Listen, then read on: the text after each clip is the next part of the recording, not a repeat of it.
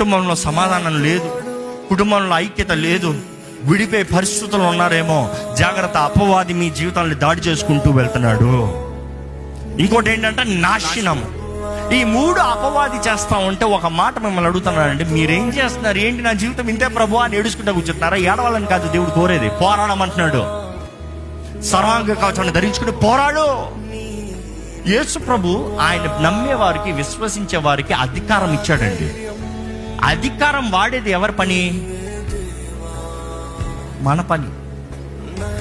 ఎవరందరూ విశ్వసిస్తారో వారందరికీ, విశ్వసించిన ప్రతి ఒక్కరికి అధికారం ఇచ్చాడు. అధికారం నీవు వాడకుండా దొంగ దోచుకుని పోయాడు, దొంగ నాశనం చేసిపోయాడు.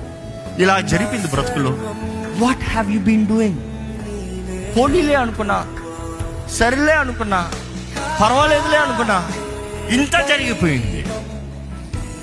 ఈరోజు మన జీవితంలో మన బ్రతుకులు ఎలా ఉన్నాయో పరీక్షించుకోవాలండి.